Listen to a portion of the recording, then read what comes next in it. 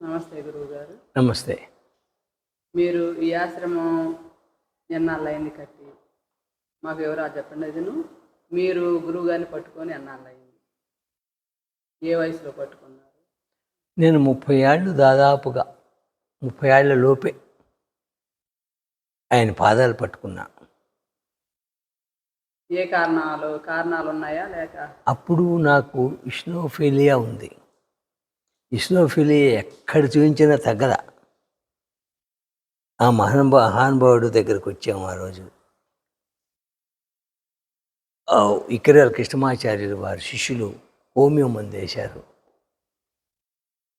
ఆ హోమియో మందుతోటే తగ్గిపోయింది. ఇదేదో ప్రభావం ఉంది ఇక్కడ, మందు కాదు, మహాత్యం ఉంది అనుకున్నా.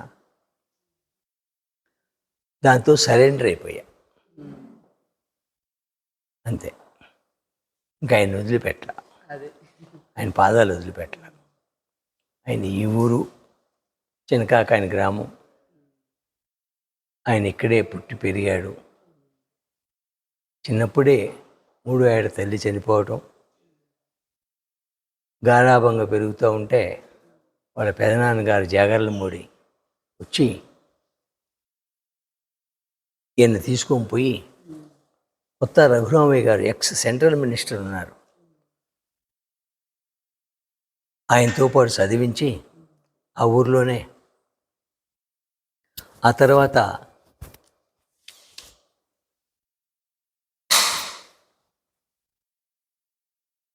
గుంటూరు హై స్కూల్లో చేర్పించి, హై స్కూల్ విద్య అయిపోయిన తర్వాత ఈ మహానుభావుడికి తెలుగు అంటే మక్కువ. అప్పుడు విశ్వనాథ సత్యనారాయణ శాస్త్రి గారు బందర్లో హిందూ కాలేజీలో పనిచేస్తున్నారు. ఈయన పోయి హిందూ కాలేజీ బందర్లో చేరాడు తెలుగు కోసం. కొత్త రఘురామయ్య గారేమో గుంటూరు హిందూ కాలేజీలో చదివాడు.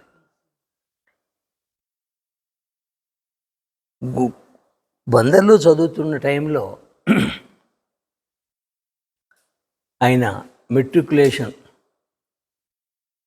చదువుతూ ఉన్న టైంలో తండ్రి గారు చనిపోవటం, ఇక డిస్కంటిన్యూ చేసి మెట్రికులేషన్ ఇంటికి వచ్చి ఆ తండ్రి గారు చేసే మున్సిపుగిరి ఉద్యోగం చేయాల్సి వచ్చి ఆ మున్సిపుగిరి చేస్తూ ఊర్లో అందరి మన్ననలు పొంది తలలో నాలుకలాగా ఉండి, ఈ మహానుభావుడు కనుక మన ఊరికి ప్రెసిడెంట్ అయితే రామరాజ్యంలా ఉంటుంది మన ఊరు అని చెప్పి ఊళ్ళో అందరి పెద్దలు అనుకొని ఏకగ్రీవంగా ఎన్నుకుంటారు. ఈయన ఉండనన్నా కానీ పోటీలు ఉండదు. ఇంకా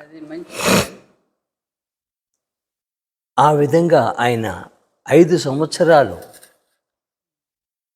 ఏకగ్రీవంగా 5 ట్రిప్పులు 25 సంవత్సరాలు ప్రెసిడెంట్గా చేశాడు.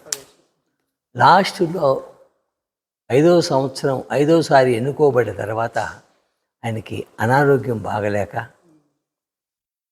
అప్పటికి అయిపోయింది ఆయన టైము. ఈ యోగంలోకి రావాల్సిన టైం వచ్చింది.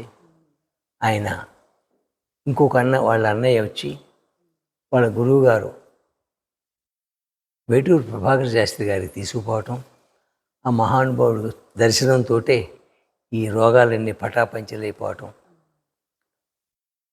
ఆరోగ్యంగా ఉండటం. నిన్ను ఆరోగ్యంగా ఉంచింది నలుగురికి నీలాంటి వాళ్ళని ఎన్నో బాధల నుంచి రక్షించడానికి నిన్ను ఆరోగ్యవంతునిగా చేసినానని చెప్పి ఆయన ఇక్కడికి పంపిస్తాడు. ఇక్కడుండి కొన్ని వేల మందికి ఆయన విభూది పెడితే తగ్గిపోవటం మొదలు పెడుతుంటాడు. విభూది పెట్టే పంచదార పెట్టేవాడు. ఆ విధంగా ఆ మహానుభావుడు అందరికీ పరిచయం అవుతాడు. అది ఇక్కడ అక్కడ అని లేదు, అన్ని ప్రదేశాలు తిరిగేవాడు. ఇక్కడ ఈ వీళ్ళు నా వాళ్ళు పరాయి వాళ్ళు అనేది ఆయనకి లేదు. ఎవరైనా ఒకటే ఆ మహానుభావుడికి. సొంత కూతురైనా ఒకటే, ఎవరైనా కొత్తగా వచ్చిన వాళ్ళు ముక్కు మొహం తెలియని వాళ్ళైనా ఒకే రకంగా చూసేవాడు.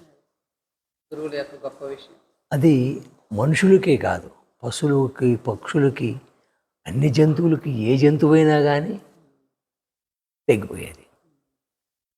ఏ జంతువునైనా సరే హింసించకూడదు అనేవాడు. దోమను కూడా చంపడానికి ఒప్పుకునేవాడు కాదు. దోమను చంపటం కూడా హింసించినట్టే కదా, నువ్వు దాన్ని చంపుతున్నావు కదా అనేవాడు. దోమ స్వేచ్ఛగా ఉండాలి కదా, దోమగారు, భయం లేకుండా. ఈగగారు, నల్లిగారు, తేలుగారు, పాముగారు, గేదెగారు, ప్రతి జీవిని అట్లా గారు అని సంబోధించి అంత గౌరవంగా పిలిచేవాడు. మనుషుల్లో 3 సంవత్సరాల పిల్లవాడు వస్తుంటే ఓహోహోహో రండి బాబు గారు, రండి రండి రండి అనేవాడు. 90 సంవత్సరాలు వదిలిస్తున్నా రండి బాబు గారు, రండి, కూర్చోండి కూర్చోండి అనేవాడు.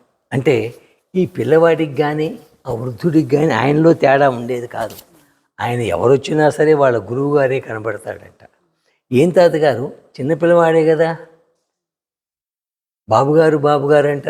నాకు ఆ బాబు కనపడలేదు, మా బాబుగారు మా గురువు గారే కనపడతాడు ఆ బాబులో, అందుకని రెండు బాబు గారు అంట అనేవాడు. ఆయన ఆ విభూతి పెట్టడం, ఆ పంచదార పెట్టడం, అది రోగం ఏదైనా సరే ఆయన దగ్గరికి వస్తే తగ్గిపోవాల్సి, పో అంటే పోవాల్సిందే. అంతటి మహాశక్తి సంపాదించుకున్నాడు. 50 సంవత్సరాలు తదేకంగా గాయత్రి చేసేవాడు, ఓంకారం చేసేవాడు, తెల్లవారుజామున 3ంటికి లేచేవాడు, 3ంటి నుంచి 24 గంటలు ఆ గాయత్రిలోనే ఉండేవాడు. అందుకనే అంతటి శక్తులు సిద్ధించినాయి ఆ మహానుభావుడికి. అష్టసిద్ధులు నవనిధులు అనేవి. ఆ తర్వాత ఆ మహానుభావుడు